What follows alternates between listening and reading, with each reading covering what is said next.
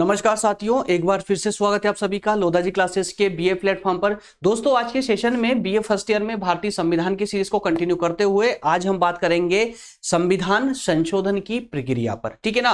तो संविधान में संशोधन किस प्रकार से होता है, कितने प्रकार हमारे भारतीय संविधान में उल्लेखित किए गए हैं कि भारतीय के संविधान में अगर किसी सरकार को यदि संशोधन करना है, चेंजेस करना है, तो कौन कौन सी प्रक्रिया को अपनाना पड़ेगा, उन सब पर ही आज हम पूरे विस्तार से बात करने वाले हैं। ठीक है ना दोस्तों, चलिए सेशन को शुरू करते हैं। क्लास को आगे बढ़ाए स्टार्ट करें उससे पहले मैं आप लोगों को बता दूं दोस्तों, ये बीए के अलावा सभी प्रतियोगी परीक्षाओं के लिए भी उसी रूप से उपयोगी होगा जितना कि बीए वालों के लिए है। ठीक है ना। तो आप निश्चिंत होकर के सेशन को फॉलो कर सकते हैं। संविधान संशोधन की प्रक्रिया संबंधित देखिए, इसमें थ्योरेटिकल आपको पूरा पार्ट मिल जाएगा। विशेष करके मैं प्रतियोगी परीक्षाओं वाले स्टूडेंट से बोल रहा हूं, इसमें थ्योरेटिकल का पूरा पार्ट मिल जाएगा। थ्योरेटिकल का पूरा पार्ट मिल जाएगा। जो कंसेप्चुअल होगा, मतलब कि जो फैक्चुअल होगा, मान लीजिए जो फैक्ट है, उस फैक्ट के लिए अगर आप कोई भी सीरीज को पढ़ेंगे तो आपको वो सीरीज जल्दी से याद भी हो जाएगी, पूरी समझ भी आएगी वो, है ना।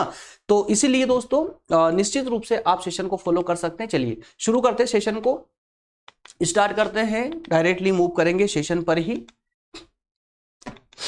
चलिए एक बार इसको देख लीजिए दोस्तों। फर्स्ट यूनिट में लास्ट टॉपिक हमारा बचा हुआ था, लास्ट टॉपिक संविधान संशोधन की प्रक्रिया। ठीक है ना, कॉन्स्टिट्यूशनल अमेंडमेंट। तो इस पर आज हम इस सेशन के माध्यम से इस फर्स्ट यूनिट को कंप्लीट कर लेंगे। ठीक है ना। कल से हमारी सेकेंड यूनिट स्टार्ट हो जाएगी। आइए, तो आज के सेशन में क्या क्या पढ़ने वाले हैं, हम क्या क्या देखने वाले हैं। तो मेरे प्यारे दोस्तों, यहीं पर एक छोटा सा समझ लीजिए, थोड़ा सा आवश्यक है आप लोगों के लिए। भारतीय संविधान संशोधन की प्रक्रिया, पहले तो ये क्या है, इसको बेसिकली तो देखिए सभी स्टूडेंट समझते हैं, लेकिन फिर भी थोड़ा सा इसको जान लीजिए जिनको नहीं पता है। पहली बार ही एक्चुअल में क्या होता है कि 12th पास करके आते हैं बच्चे, तो डायरेक्टली समझ नहीं आता है कि सर ये पॉलिटी भी थोड़ी सी हार्ड भी लगती है, लेकिन हार्ड जैसा कुछ है नहीं, इसमें बहुत इजी है। संशोधन मतलब ये हुआ दोस्तों कि देखिए जो संविधान है हमारा, तो संविधान कब लागू हुआ था? 26 जनवरी 1950 को। अब 1950 और आज 2023 चल रहा है, तो इतना लंबा समय हो चुका है। तो अब आप ये देखिए, क्या 1900 आज भी भारत में क्या 1950 जैसी ही स्थिति है या कुछ बदलाव आया है? तो जब कुछ बदलाव आता, यार देखिए ना, जब आप बच्चे थे तो आपको चॉकलेट पसंद थी, है ना, लेकिन अब जब आप बड़े हो गए, आप कॉलेज स्टूडेंट हो चुके हैं, तो अब आपको चॉकलेट पसंद नहीं आएगी बल्कि कुछ और पसंद आएगा। समझ रहे ना। जब आपका इंटरेस्ट चेंज हो सकता है, आपकी परिस्थितियां बदल सकती है, तो बताइए क्या जो 1950 में जो किताब लिखी गई थी, जो संविधान लिखा गया था, क्या उसकी परिस्थितियां नहीं चेंज होगी? संविधान किसके लिए लिखा गया था? हमारे देश के लिए, हमारी देश की व्यवस्था को सुचारू रूप से चलाने के लिए। तो अब हमारे देश की परिस्थितियां भी बदल चुकी है, वो निरंतर रूप से बदलती है। सिर्फ हमारे देश की नहीं बल्कि पूरे विश्व के हर एक देश की परिस्थितियां बदलती है।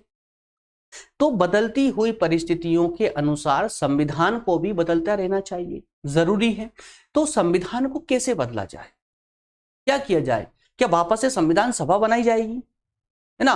क्या संविधान सभा वापस से बिठाई जाएगी? अब बार बार तो ऐसी व्यवस्था की नहीं जा सकती है ना। तो इसके लिए ही संविधान में एक व्यवस्था कर दी गई थी, किसकी? संविधान संशोधन की। कि संविधान में कोई भी चेंज होता है तो उसे हम क्या बोलते हैं? संविधान संशोधन। ठीक है ना।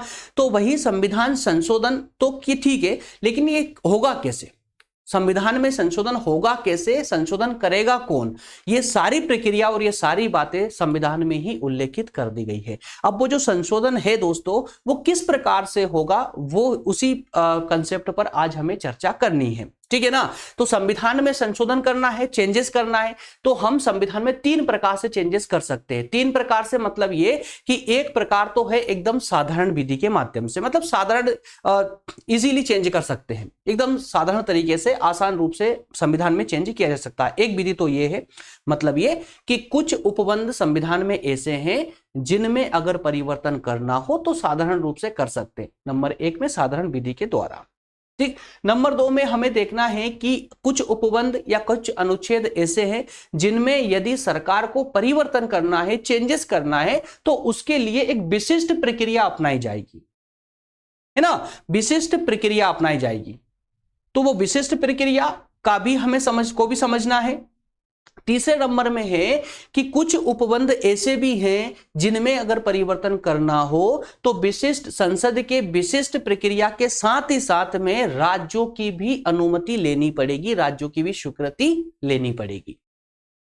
ठीक है, तो 3 प्रकार के यहां पर उपबंध दिए गए हैं, किसको लेकर के? संविधान में संशोधन करने को लेकर। आई होप ये बात आपकी क्लियर होगी, ठीक है ना। चलिए अब आगे बढ़ते हैं, अब हम सेशन को करते हैं स्टार्ट। तो मेरे प्यारे दोस्तों, संविधान देखिए, संविधान चाहे किसी भी देश का हो, संविधान चाहे किसी भी देश का हो, हर संविधान का एक समय होता है ना। संविधान जो लिखा जाता है समय विशेष के लिए लिखा जाता है, समय विशेष के लिए लिखा जाता है। एक मिनट, कलर चेंज करते हैं पेन का।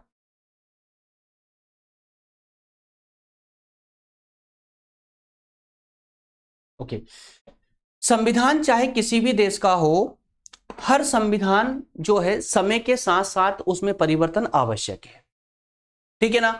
अब अगर हम बात करें संविधानों की प्रकृति की, कि संविधान होते कितने प्रकार के हैं, तो बेसिकली दोस्तों हमें जो बात चर्चा करनी है वो कुछ इस प्रकार से कि संविधान की जो विशेष क्वालिटी होती है ना, विशेष जो प्रकार होते हैं वो 2 प्रकार होते हैं। कौन कौन से? एक संविधान होता है कठोर और एक होता है लचीला, है ना। एक कठोर और एक लचीला। कठोर संविधान क्या होता है?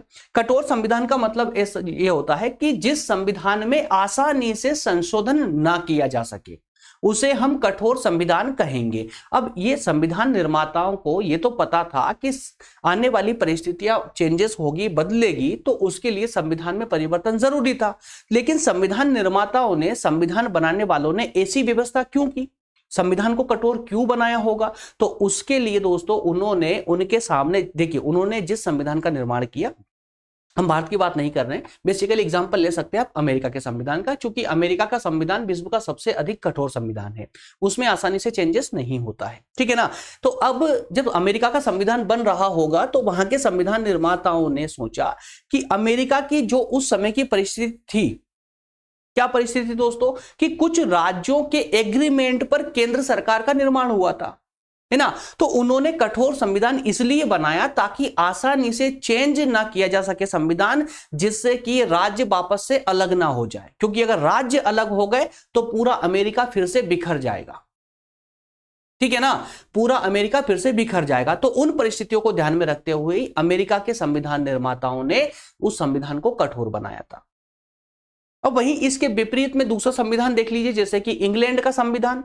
इंग्लैंड का संविधान कैसा है दोस्तों? एकदम लचीला संविधान है। लचीला संविधान, हम उस संविधान को बोलते हैं जिसमें परिवर्तन आसानी से किया जा सके, जिसमें बहुत आसानी से परिवर्तन हो सके।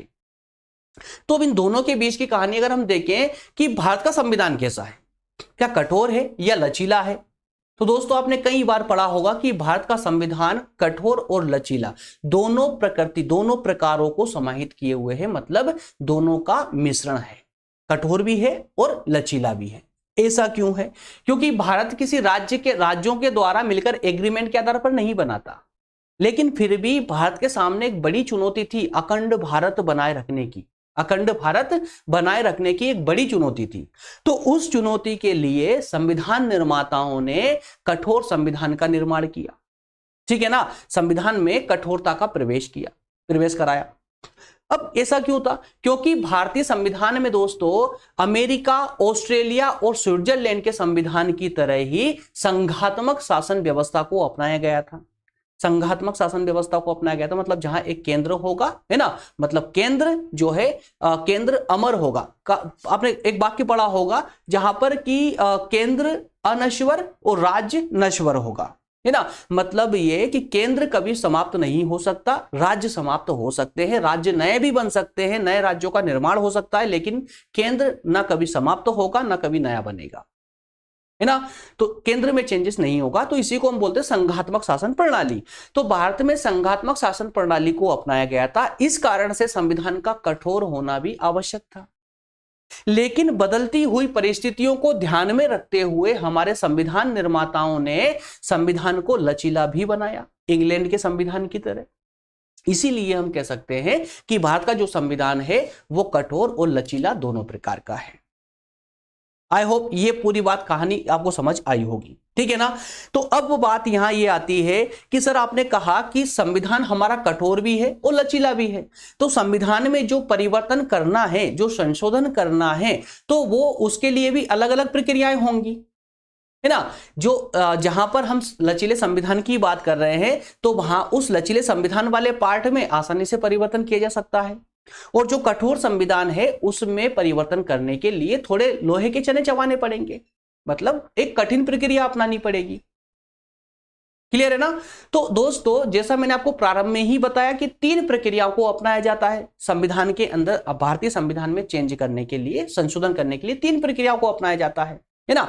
तो वो 3 प्रक्रिया इसी कारण से है, 3 प्रक्रिया इसी कारण से अपनाई गई है। साधारण विधि, तो साधारण विधि के द्वारा संशोधन की प्रक्रिया यह दिखाती है कि भारत का संविधान अत्यधिक क्या है, अत्यधिक लचीला है, अत्यधिक लचीला है, ठीक है ना। और संसद के विशिष्ट बहुमत द्वारा संशोधन की प्रक्रिया, यह वाली प्रक्रिया दिखाती है कि भारत का संविधान ना तो लचीला है और ना ही कठोर है, मतलब बीच की परिस्थिति का है, मध्यम है, मध्यम है। क्लियर है। और तीसरी जो प्रक्रिया है दोस्तों, तीसरी प्रक्रिया कहती है कि संसद का विशिष्ट बहुमत भी होना चाहिए और साथ ही साथ राज्यों की स्वीकृति भी होनी चाहिए। तो ये एक कठोर प्रावधान हो चुका है, कठोर प्रावधान हो चुका है। तो ये जो तीसरी प्रक्रिया है, ये हमें संविधान के कठोर स्वरूप को दिखाती है, कठोर स्वरूप को दिखाती है, ठीक है ना।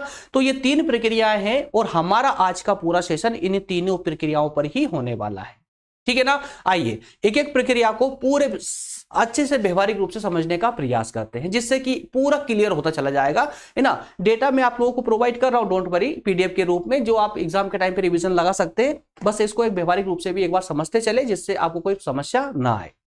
आइए तो दोस्तों, साधारण विधि द्वारा संशोधन, तो देखिए यहां पर सिर्फ इतना सा याद रखना है आपको कि भारतीय संविधान में कुछ प्रावधान ऐसे किए गए हैं जिनमें बदलाव करना बहुत आसान है, बहुत आसान, मतलब कि साधारण विधि के द्वारा इनमें संशोधन किया जा सकता है। अब साधारण विधि कौन सी होगी, संसद में 2 सदन होते हैं, आपने सुना होगा, एक लोकसभा होता है और एक राज्यसभा होता है। अगर नहीं सुना हो तो भी कोई दिक्कत नहीं है, आगे हमारी क्लासेस उसी पर आने वाली है, लोकसभा राज्यसभा पर पूरे विस्तार से हम क्लास लेंगे, ठीक है ना। बस अभी आप इतना समझ लीजिए कि संसद में 2 सदन होते हैं, लोकसभा और राज्यसभा। वही जब भी कोई विधि बनती है, जब कोई कानून बनता है, तो कानून बनने से पहले एक विधेयक प्रस्तुत किया जाता है ना, लोकसभा में या राज्यसभा में, ठीक है ना। मतलब दोनों ही सदनों में, पहले किसी में, दोनों में किसी में भी हो सकता है, लोकसभा में या राज्यसभा में। तो पहले मान लेते हैं हम पहले कि कोई एक विधेयक पहले लोकसभा में प्रस्तुत किया गया, लोकसभा से साधारण रूप से पास हो गया। वो साधारण मतलब कि कुछ लोगों की अनुमति, सहमति से ही वो पास हो जाता है, और पास होने के बाद में फिर वो दूसरे सदन मतलब कि राज्यसभा में चला जाता है, वहां पर भी इसी प्रकार से पास हो जाएगा, साधारण विधि से ही। और उसके बाद में वो राष्ट्रपति के पास जाएगा, राष्ट्रपति साहब फट से उठाएंगे, उस पर साइन कर देंगे, वैसे ही वो विधि बन जाएगी। क्लियर है ना। तो इसको हम बोलते हैं साधारण विधि के द्वारा संशोधन की प्रक्रिया। अब जिन अनुच्छेदों में या जिन प्रावधानों में साधारण विधि के द्वारा संशोधन किया जा सकता है, ऐसे प्रावधान कौन कौन से हैं दोस्तों, तो ये 4 प्रावधान मैंने आप लोगों के लिए स्पष्ट रूप से लिखे हुए हैं, जरा इनको देख लीजिए। अगर राज्यों के क्षेत्र में कोई परिवर्तन करना है, राज्य के क्षेत्र में परिवर्तन करना है, राज्य की सीमा कम ज्यादा करनी है ना, या राज्य का नाम परिवर्तित करना है, बदलना है, तो उसमें आसानी से संसद, आसानी से या कहें कि सरकार आसानी से परिवर्तन कर सकती है, आसानी से परिवर्तन कर सकती है। क्लियर है। इसके अलावा राज्य की व्यवस्था के दूसरे सदन का निर्माण करना हो या उसकी समाप्ति करना हो। दूसरा सदन क्या होता है दोस्तों, ये होता है विधान परिषद। क्या होता है दोस्तों, विधान परिषद। दूसरा सदन क्या है, विधान परिषद। और पहला सदन क्या होगा, कमेंट करके मुझे बताइएगा कि राज्य की विधानमंडल का पहला सदन कौन सा होता है, कमेंट करके बताइएगा मुझे, है ना। दूसरा सदन मैंने दूसरा सदन बता दिया है, विधान परिषद है। सभी राज्यों में, जरूरी नहीं है सभी राज्यों में हो, कुछ राज्यों में विधान परिषद दोनों सदन है राज्यों में, और कई राज्यों में जो है एक ही सदन चलता है, और उसी एक सदन का नाम आपको बताना है। आइए तो इसको, अब ये क्या होता है, विधानसभा और विधान परिषद, ये विधानमंडल के दोनों सदन। तो इसको थोड़ा सा व्यवहारिक रूप से समझिए। देखिए, जैसे केंद्र में संसद होती है ना दोस्तों, केंद्र में संसद होती है, वैसे ही राज्यों में क्या होता है, विधानमंडल होती है, विधानमंडल, ठीक है ना। और जैसे केंद्र में दो सदन होते हैं, लोकसभा और राज्यसभा, ऐसे ही विधानमंडल में मतलब राज्य में भी दो सदन होते हैं। एक का नाम आपको बताना है, दूसरे का नाम विधान परिषद। तो जैसे केंद्र में लोकसभा राज्यसभा दोनों का होना अनिवार्य है, ये कभी भंग नहीं होते, ये होना ही पड़ेगा। माफ कीजिएगा, भंग ये अलग परिस्थिति है। दोनों में केंद्र में दोनों सदन होते आवश्यक है ये, ठीक है। लेकिन राज्यों में दोनों सदन हो आवश्यक नहीं है, एक सदन से भी काम चल जाता है। कुछ राज्यों में दो सदन बनाए गए हैं, ठीक है ना। तो जो दूसरा सदन है विधान परिषद राज्य का, है ना, तो उस दूसरे सदन मतलब विधान परिषद का निर्माण करना हो या उसको समाप्त करना हो, किसी राज्य में पहले से अगर विधान परिषद है तो उसको समाप्त भी करना होगा, तो भी जो है यहां पर आसानी से मतलब साधारण विधि के द्वारा उसमें परिवर्तन किया जा सकता है।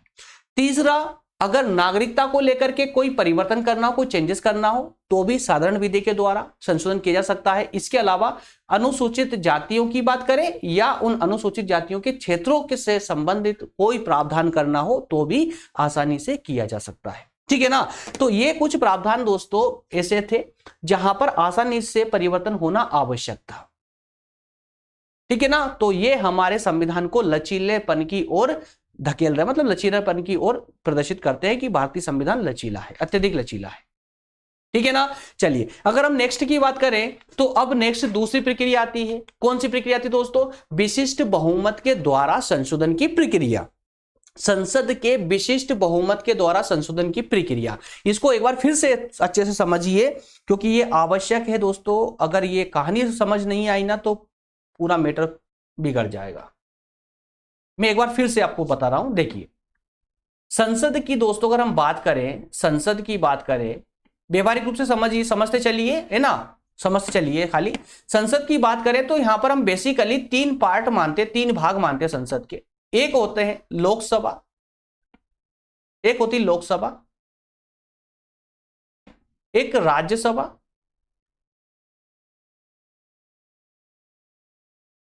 और तीसरे नंबर पर आते हैं राष्ट्रपति। क्लियर है? तो ये तीन अंग मान लीजिए, सरकार के तीन अंग है। अब ये देखिए कि अगर कोई भी कोई किसी को अगर कोई कानून बनाना है या कोई संविधान में चेंजेस करना है तो क्या डायरेक्ट तो नहीं कर सकते ना। तो क्या होगा, पहले एक कोई भी एक विधेयक लेके आएगा, कोई विधेयक लेके आएगा, मान लेते हैं विधेयक है ना, कोई किसी व्यक्ति ने विधेयक प्रस्तुत किया, विधेयक प्रस्तुत किया, तो विधेयक लोकसभा में, पहले लोकसभा में या राज्यसभा में, दोनों में से कहीं पर भी पेश किया जा सकता है। जैसे हम मान लेते हैं कि ये विधेयक पहले लोकसभा में प्रस्तुत किया गया, ठीक है। अब लोकसभा में अगर ये विधेयक पास हो जाता है लोकसभा से, तब कहीं जाकर के ये राज्यसभा में जाएगा, और राज्यसभा में भी अगर पास हो जाता है तो राज्यसभा के बाद में फिर ये राष्ट्रपति के पास जाएगा और अंतिम मोहर राष्ट्रपति के द्वारा इस विधेयक पर लगेगी। जैसे ही यहां राष्ट्रपति के सिग्नेचर हुए, राष्ट्रपति की सहमति मिली, वैसे ही ये विधेयक न रह करके कानून बन जाएगा, कानून या विधि बन जाएगा। क्लियर है? ये बात समझ आई ना। अब विशिष्ट प्रक्रिया क्या है, विशिष्ट बहुमत क्या है? विशिष्ट बहुमत का मतलब सिंपल ये होता है दोस्तों कि मान लेते हैं कि जो लोकसभा है, इस लोकसभा में जितने कुल सदस्य है, विशिष्ट बहुमत समझिए पहले आप। विशिष्ट बहुमत क्या होता है कि कुल सदस्य की अगर बात करें, जितने टोटल कुल सदस्य मान लेते हैं कि हम यहां पर 500 सदस्य मान लेते हैं, 500 सदस्य लोकसभा में, तो इनका बहुमत मिले, इनका बहुमत होना चाहिए। बहुमत मतलब क्या हुआ कि कम से कम 251 सदस्य होना चाहिए। तो क्या होगा, कुल सदस्यों का बहुमत हो जाएगा।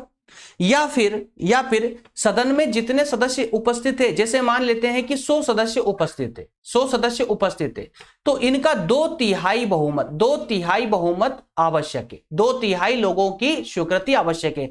उपस्थित मान लीजिए या फिर मतदान करने वाले सदस्य। भाई मतदान कौन करेगा? जो उपस्थित होंगे, तो बात एक ही है ना। तो उपस्थित सदस्य या मतदान करने वाले सदस्य, उनका 2/3 लोगों की स्वीकृति आवश्यक है। 2/3 लोग अगर इसमें स्वीकृति दे देंगे तो ये यहां से पास माना जाएगा। कहां से? लोकसभा से पास माना जाएगा। अब यहां से इसी प्रकार से पास होने के बाद में यह विधेयक राज्यसभा में जाता है और राज्यसभा में भी यही प्रक्रिया अपनाई जाती है पास करने के लिए। और जब इसी प्रक्रिया के माध्यम से राज्यसभा में भी पास हो जाता है तब जाकर के यह विधेयक फिर राष्ट्रपति के पास जाता है और राष्ट्रपति जैसे ही इस पर सिग्नेचर करते हैं वैसे ही ये कानून बन जाता है। क्लियर है? ये दूसरी प्रक्रिया थी दोस्तों, ये दूसरी प्रक्रिया थी किसी भी विधेयक को कानून बनाने के लिए, है ना। तो ऐसे कौन कौन से उपबंध है जहां पर ये विशिष्ट बहुमत वाली प्रक्रिया अपनाई जाती है? तो वो अपनाई जाती है मूल अधिकार और नीति निर्देशक तत्वों में अगर परिवर्तन करना हो तो उसके लिए। क्लियर है? मूल अधिकार और नीति निर्देशक तत्वों में परिवर्तन करने के लिए विशिष्ट बहुमत वाली प्रक्रिया को अपनाया जाता है। आई होप मैटर पूरा क्लियर होगा यहां तक का, है ना। चलिए, तो अगर क्लियर है दोस्तों तो अब अंतिम रूप से तीसरी जो प्रक्रिया है हमारी उस पर भी एक दृष्टि डाल लेते हैं। अब तीसरी प्रक्रिया भी दोस्तों इसी प्रकार की है, सिंपल मेथड के माध्यम से समझिए, इसमें सिंपल समझिए। वापस से हम फिर से रिपीट करेंगे इसी कहानी को जो अभी अभी आपने समझी है। विशिष्ट बहुमत, देखिए पहले विशिष्ट बहुमत, यहां पर इस तीसरी प्रक्रिया में विशिष्ट बहुमत, विशिष्ट बहुमत क्या था दोस्तों? आपने समझ लिया उसको। विशिष्ट बहुमत मतलब कि कुल सदस्यों में से, किसी भी सदन के कुल सदस्यों में से, कुल सदस्यों का बहुमत, जैसे अगर 100 सदस्य है तो उसका 50% कितना हो गया? 50, है ना।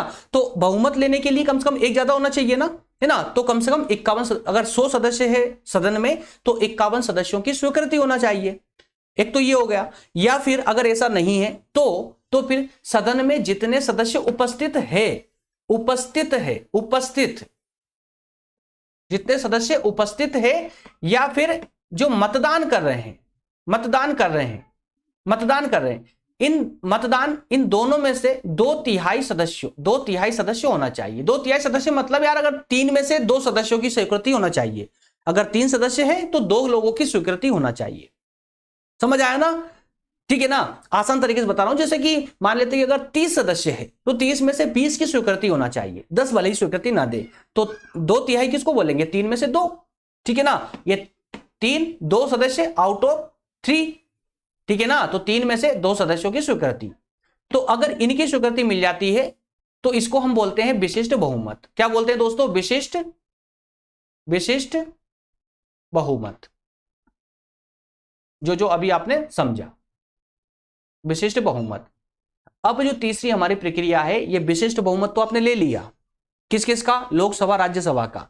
इसके अलावा और भी आपको कुछ लेना पड़ेगा, क्योंकि ये जो मुद्दा है जिसमें आप परिवर्तन करने वाले हैं वो थोड़े डेंजरस है ना। उसमें कोई आसानी से परिवर्तन नहीं कर सकता। तो इसके लिए एक व्यवस्था और कर दी कि भाई आपने संसद के दोनों सदनों का विशिष्ट बहुमत तो ले लिया, इसके अलावा पूरे भारत में जितने भी राज्य हैं ना उनमें से कम आधे राज्य भी आपसे सहमत होना चाहिए। समझिए, जितने भी राज्य हैं पूरे राज्यों में से कम आधे राज्य आपसे सहमत होना चाहिए। मतलब आधे राज्यों की सहमति आवश्यक है। इस विशिष्ट बहुमत के साथ ही साथ में आधे से अधिक राज्यों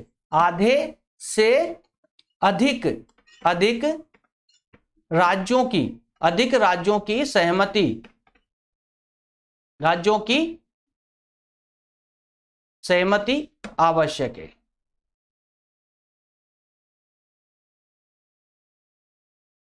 क्लियर हुआ? ठीक है ना। तो तीसरी प्रोसेस में क्या याद रखना दोस्तों आपको? विशिष्ट बहुमत प्लस आधे से अधिक राज्यों की सहमति, ठीक है ना। तो ये हो जाएगी हमारी थर्ड प्रोसेस, ठीक है ना। संसद के विशिष्ट बहुमत और राज्य विधान मंडल की स्वीकृति के संशोधन की प्रक्रिया। क्लियर है? ये इस पर पूरा लिखा हुआ है, डोंट वरी, आप पढ़ेंगे तो आपको क्लियर हो जाएगा, ठीक है ना। तो अब आज देख लेते हैं कि ऐसे कौन कौन से उपबंध है जहां पर ये विशेष प्रक्रिया अपनाई जाती है, राज्यों की भी अनुमति ली जाती है। कौन कौन से दोस्तों? सबसे पहला है राष्ट्रपति का निर्वाचन। जब भी राष्ट्रपति का निर्वाचन के लिए कोई चेंजेस करना होता हो, कुछ अनुच्छेद 54 में, आर्टिकल 54 में अगर कोई चेंजेस आपको करना है तो उसके लिए आपको ये विशिष्ट प्रक्रिया अपनाई जानी चाहिए। इसके अलावा राष्ट्रपति के निर्वाचन की जो पद्धति है, एकल संक्रमणीय मत पद्धति, एकल संक्रमणीय जो पद्धति है जिसके माध्यम से राष्ट्रपति का चुनाव किया जाता है, आर्टिकल 54 में, उसमें भी अगर आपको कोई परिवर्तन करना हो तो इसके माध्यम से ही करना होगा, ठीक है ना। इसके अलावा संघ की कार्यपालिका, मतलब संघ मतलब केंद्र है ना, कंफ्यूज मत होइएगा, कार्यपालिका का विस्तार करना हो, विस्तार मतलब कि अब ऐसा तो नहीं ना कि यार इतने किलोमीटर के क्षेत्र में बनी हुई तो और विस्तार करेंगे तो और ज्यादा, ऐसा नहीं है। उसकी कार्यपालिका की शक्ति अगर बढ़ानी हो तो उसके लिए भी इसी प्रक्रिया को अपनाया जाएगा। किसकी? केंद्र की कार्यपालिका। वहीं राज्य की कार्यपालिका, कोई भी राज्य है, उस राज्य की कार्यपालिका का भी अगर शक्ति का विस्तार करना होगा तो भी इसी प्रक्रिया को अपनाना होगा। इसके अलावा सुप्रीम कोर्ट में कोई चेंजेस करना होगा, है ना, सुप्रीम कोर्ट में अगर कोई परिवर्तन करना है, संविधान के भाग 5 के अध्याय 4 में अगर कोई चेंजेस करना है तो भी आपको यही प्रक्रिया अपनानी होगी। इसके अलावा उच्च न्यायालय मतलब हाई कोर्ट में भी कोई परिवर्तन करना होगा तो भी इसी प्रक्रिया को अपनाया जाएगा, ठीक है।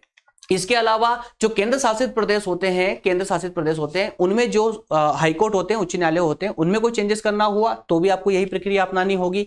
इस सब के अलावा संघ और राज्य के जो विधायी संबंध है, विधायी संबंध मतलब 3 सूची आपने देखी होगी ना, केंद्र सूची, राज्य सूची, समवर्ती सूची, इनमें कोई चेंजेस करना होगा तो भी आपको यही प्रक्रिया अपनानी होगी। इसके अलावा 7वीं अनुसूची में जितनी भी सूचियां दी गई है उन सूचियों में से कोई परिवर्तन अगर आपको करना हुआ, जोड़ना हुआ, घटाना हुआ तो भी आपको इसी प्रक्रिया को अपनाना होगा। संसद में राज्यों का प्रतिनिधित्व मतलब कि जो राज्यसभा में सीट कम ज्यादा करनी हुई राज्यसभा में तो भी आपको, क्योंकि राज्यों में तो राज्यसभा में ही राज्यों को प्रतिनिधित्व दिया जाता है ना, राज्यसभा में कौन बैठता है? राज्यों के प्रतिनिधि बैठते हैं, ठीक है ना। तो अगर राज्यसभा में कोई परिवर्तन करना हुआ, सीट कम ज्यादा करनी हुई तो भी इसी प्रक्रिया को अपनाना होगा।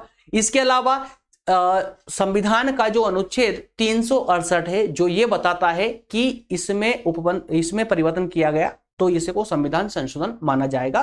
तो जिसका भी उल्लेख 368 में है, अनुच्छेद 368 में, उस सब को दोस्तों अगर उसमें कोई परिवर्तन करना हुआ तो यहां पर आपको इसी प्रक्रिया को फॉलो करना होगा। आई होप पूरा मैटर यहां तक का क्लियर हो चुका है, ठीक है ना।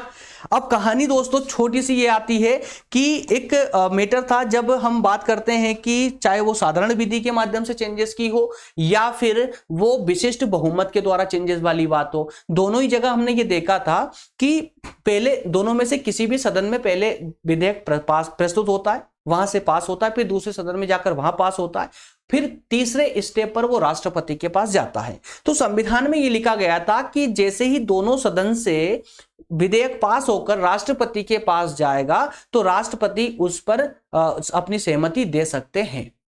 क्या लिखा हुआ था? दे सकते हैं। अब दे सकते हैं और देंगे, दोनों में कितना डिफरेंस है? तो यहां पर एक कंफ्यूजन थी कि क्या राष्ट्रपति दे सकते हैं, ये शब्द क्या ये बताता है कि राष्ट्रपति अपनी स्वयं की इच्छा के अनुसार कार्य करेंगे या फिर राष्ट्रपति उस पर जो है अपनी सहमति देने के लिए बाध्य हैं? तो इस कंफ्यूजन को 1971 में 24वां संविधान संशोधन करके और क्लियर कर दिया, इस डाउट को क्लियर कर दिया और स्पष्ट रूप से लिख दिया संविधान में कि जैसे ही दोनों सदनों से कोई विधेयक प्रस्तुत पास होकर के जाता है वैसे ही राष्ट्रपति उस पर से अपना अनुमति या सहमति दे देंगे, ठीक है ना। अनुमति दे देनी चाहिए, मतलब क्लियर कर दिया, दे देंगे वो। क्लियर है?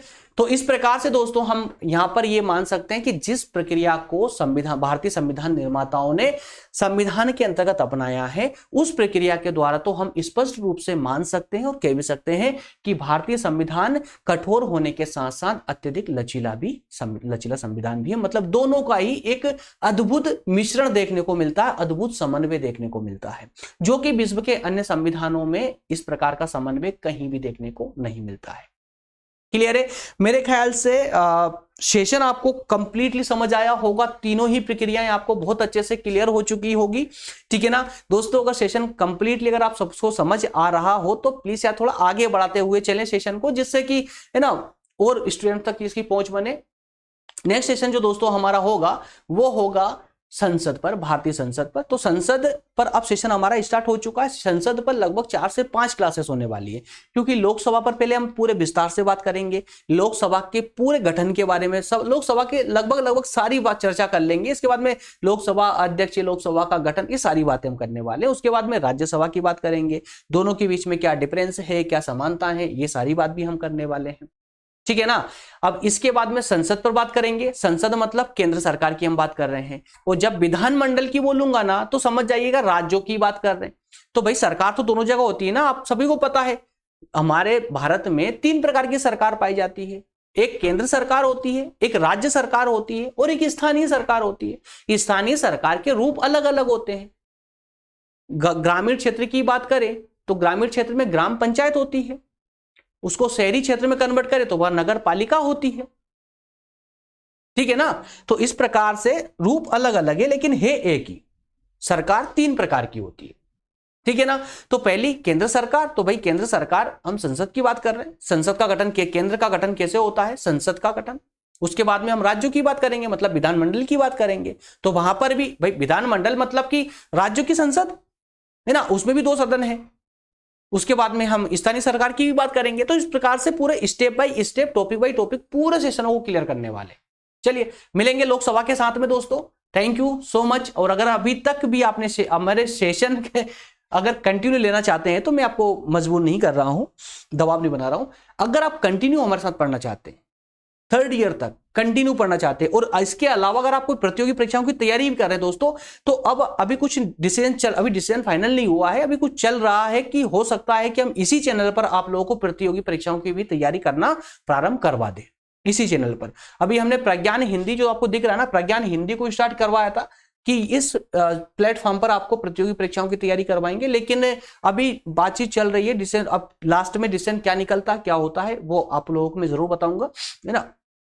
तो अगर इसी प्लेटफॉर्म पर, लोधाजी क्लासेस वाले प्लेटफॉर्म पर ही अगर प्रतियोगी परीक्षाओं की तैयारी करने का मौका मिला तो हम बहुत जल्दी बताएंगे और बहुत जल्दी उसको स्टार्ट भी करेंगे। और हो सकता है कि आप लोगों के पोल भी दिया जाए, आप लोगों की भी जो है इसमें राय मांगी जाए कि आप लोग क्या सोचते हैं, क्या इसी प्लेटफॉर्म पर जो है प्रतियोगी परीक्षाओं की तैयारी करवाना चाहिए या फिर प्रज्ञान हिंदी पर ही करवाना चाहिए। आप लोग भी अपनी जो भी आपका डिसीजन हो वो हमको जरूर बताएं, राय जरूर बताएं, है ना। तो अगर आप कंटिन्यू करना चाहते हैं ना तो ये जो टेलीग्राम ग्रुप दिख रहा है दोस्तों, जरूर ज्वाइन कर लें, क्योंकि सभी सेशन इसी ग्रुप पर ही हम अपलोड करवाते हैं, सारी नोटिफिकेशन ग्रुप पर ही डलवाते हैं।